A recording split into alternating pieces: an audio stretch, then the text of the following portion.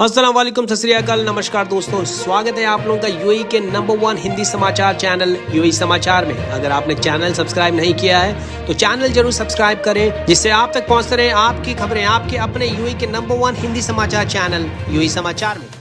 तो ये है आज के मुख्य समाचार। यूएई और इजराइल के बीच में 28 वीकली फ्लाइट यानी साप्ताहिक फ्लाइट शुरू होने वाली है और इसी सिलसिले में एक एग्रीमेंट साइन होने वाला है आने वाले मंगलवार को इजराइल के बेन गोरियन एयरपोर्ट पे। जानकारी दी है इजराइल के ट्रांसपोर्टेशन मिनिस्ट्री ने रविवार को। इस एग्रीमेंट के बाद अनगिनत चार्टर फ्लाइट्स की भी शुरुआत हो जाएगी दक्षिणी इजराइल के एक एयरपोर्ट से यूएई के अन्य एयरपोर्ट्स के लिए, जिसमें दुबई और अबू धाबी के एयरपोर्ट शामिल है, और 10 साप्ताहिक कार्गो फ्लाइट्स की शुरुआत भी होगी इजराइल और यूएई के बीच में। ऐसे अटकलें लगाई जा रही है कि आने वाले कुछ हफ्तों में इन फ्लाइट्स की शुरुआत हो सकती है। अबू धाबी स्थित कासर अल वतन यानी वतन का महल वापस अपने दरवाजे खोलने वाला है टूरिस्ट यात्रियों के लिए। अक्टूबर 20 तारीख को कोविड-19 के सेफ्टी रेगुलेशंस के तहत आने वाले सारे यात्रियों के टेम्परेचर चेक किए जाएंगे, मास्क पहनना अनिवार्य है, सोशल डिस्टेंसिंग का ध्यान रखना अनिवार्य है। जानकारी दी है अबू धाबी मीडिया ऑफिस ने अपने ट्विटर हैंडल के द्वारा। फिलहाल कासर अल वतन के टिकटों की बिक्री केवल ऑनलाइन ही की जाएगी, फिजिकली वहां पे पहुंचने के बाद में आप टिकट नहीं खरीद पाएंगे। यूएई के तमाम फ्रंट लाइन हीरोज अब बिल्कुल मुफ्त सैर कर पाएंगे अबू धाबी के 2 मशहूर म्यूजियम्स और देखने वाले अट्रैक्शंस में, जिसमें कासर अल हुस्न और लूव अबू धाबी म्यूजियम शामिल है। अबू धाबी मीडिया ऑफिस ने इसकी जानकारी दी है अपने ट्विटर हैंडल से और कहा है कि आने वाले 21 अक्टूबर से अगले 6 महीने तक कभी भी ये इसमें एंटर कर सकते हैं, वो भी बिना किसी पैसे के। जानकारी देते हुए डिपार्टमेंट ऑफ कल्चर और टूरिज्म अबू धाबी, कि डीसीटी अबू धाबी के नाम से भी जाना जाता है, उन्होंने तमाम फ्रंटलाइन वर्कर्स को अपनी बहादुरी और अपनी प्रतिबद्धता के सम्मान के लिए ये फैसला जारी किया है। दुबई में एक युवक को दुबई पुलिस के खिलाफ अपमानजनक धमकी देने और अभद्र भाषा का उपयोग करने का एक वीडियो पोस्ट करने के लिए गिरफ्तार किया गया है। संयुक्त अरब अमीरात साइबर अपराध कानून के अनुच्छेद 20 के अनुसार कोई भी व्यक्ति जो किसी भी इलेक्ट्रॉनिक माध्यम से दूसरों का अपमान करता है 2.5 लाख दिराम से कम नहीं और 5 लाख दिराम से अधिक नहीं के दंड से दंडित किया जाएगा। दुबई पुलिस ने कहा कि सार्वजनिक कर्मचारियों के खिलाफ अपमान या बदनामी अपराध की विकट परिस्थिति है, इसे किसी भी किस्म में बर्दाश्त नहीं किया जाएगा। 22 अक्टूबर से दुबई में होटल और अन्य स्थानों पर शादी के रिसेप्शन और अन्य सामाजिक कार्यक्रमों की मेजबानी करने की अनुमति दे दी गई है और आज इसकी घोषणा की गई। एक हॉल में अधिकतम 200 लोगों को ही अनुमति दी जाएगी और टेंट और घरों में 30 लोगों को प्रदान किया जाएगा। प्रति 4 वर्ग मीटर में केवल एक ही व्यक्ति अलाउड है। Supreme committee of crisis and disaster management company द्वारा जारी दिशा निर्देश में कहा गया है कि इवेंट्स 4 घंटे से ज्यादा नहीं चलना चाहिए। अलावा बुजुर्गों और सीनियर सिटीजन्स को इन इवेंट्स यानी सामाजिक कार्यक्रमों में शरीक न होने की हिदायत दी गई है। दुबई की नगर पालिका ने आज दुबई के अलकुर क्षेत्र में 2 शीशा कैफे एहतियाती उपायों का पालन करने में विफल होने के कारण बंद कर दिए हैं। दुबई म्युनिसिपैलिटी के द्वारा तकरीबन 2258 अलग अलग प्रतिष्ठानों की इंस्पेक्शन के दौरान 46 को अलर्ट यानी वार्निंग मिली और 5 के खिलाफ उल्लंघन दर्ज किए गए और इसमें से 2 को बंद कर दिया गया। दुबई म्युनिसिपैलिटी के अनुसार तकरीबन 2205 प्रतिष्ठान तमाम कोरोना महामारी के गाइडलाइंस की पालना करते हुए भी पाए गए।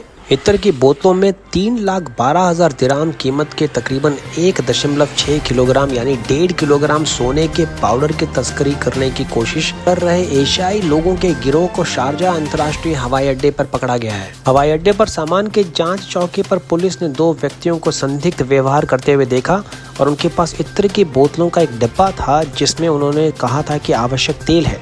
शारजा पुलिस के पोर्ट्स एंड एयरपोर्ट डिपार्टमेंट के डायरेक्टर ब्रिगेडियर जनरल यूनुस अल हजीरी ने कहा कि बॉक्स में 42 बोतलें थी। उन्हें अन्य रसायनों के साथ सोने के पाउडर को मिलाया था ताकि वे इत्र की बोतलों की तरह दिख सके। जैसे इन 2 संदिग्धों को गिरफ्तार किया गया, पुलिस ने आपराधिक जांच विभाग यानी सीआईडी को मामले का पालन करने और अन्य संदिग्धों को गिरफ्तार करने का काम सौंपा। सीआईडी ने एक विशेष टीम का गठन किया जिसने गहन जांच की, जिसके परिणाम स्वरूप रैकेट के पीछे पूरे नेटवर्क की पहचान हुई। शारजाह में लगभग 36 वाणिज्यिक आउटलेट ने एक अद्वितीय चैरिटी ड्राइव के लिए साइन अप किया है, के तहत वे हर बिल के प्रति 1 दिराम दान करेंगे। इस अभियान की बदौलत शारजाह चैरिटी एसोसिएशन ने पहले ही 1,85,000 दिराम जुटा लिए हैं, जिनका उपयोग जरूरतमंदों की शिक्षा, फीस का भुगतान करने और भूखों को खिलाने के लिए किया जाएगा। इस चैरिटेबल मुहिम का नाम है उन्हें खुश रखने के लिए एक साथ। ड्राइव से जुटाई गई निधि का उपयोग चिकित्सा बिलों का भुगतान करने, संकट में निवासियों की मदद करने, मस्जिद बनाने और कम भाग्यशाली लोगों के लिए हज और उम्रा तीर्थ यात्रा की सुविधा के लिए भी किया जाएगा। रविवार को एक रिमोट प्रेस कॉन्फ्रेंस को संबोधित करते हुए SCA यानी शारजा चैरिटेबल अथॉरिटी बोर्ड के सदस्य सईद गनम अल सुवेदी ने कहा कि चैरिटी एसोसिएशन अपने संसाधनों को विकसित करने और अधिक से अधिक क्षमताओं को उपलब्ध करने के लिए संभव प्रयास कर रही है। पिछले 24 घंटों में कोरोना महामारी के 1215 पॉजिटिव केसेस निकल के सामने आए हैं। उसके अलावा 1162 नई रिकवरीज भी दर्ज की गई है। वहीं पिछले 24 घंटों में 4 नई मृत्यु भी दर्ज हुई, जिसको मिला के टोटल मृतकों की संख्या हो गई है 463। फिलहाल टोटल एक्टिव केसेस हैं संयुक्त अरब अमीरात में 7623। ये आंकड़े जारी किए गए UAE ministry of health and prevention के द्वारा। सऊदी अरब ने अपने नागरिकों और निवासियों को राज्य के अंदर सबसे पवित्र धार्मिक स्थलों में से एक और दुनिया की सबसे बड़ी मस्जिद अल हराम यानी ग्रैंड मस्जिद में नमाज अदा करने की अनुमति दे दी है।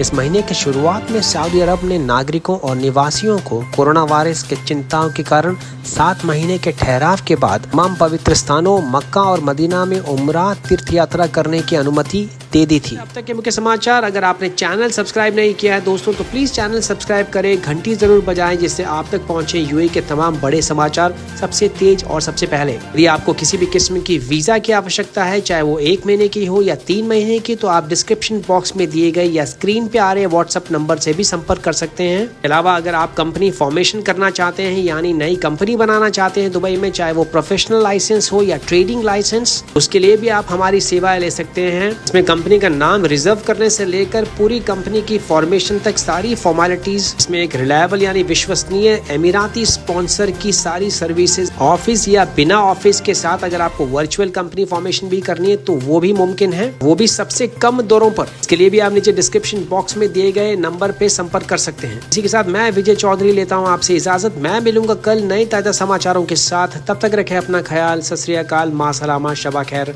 नमस्कार।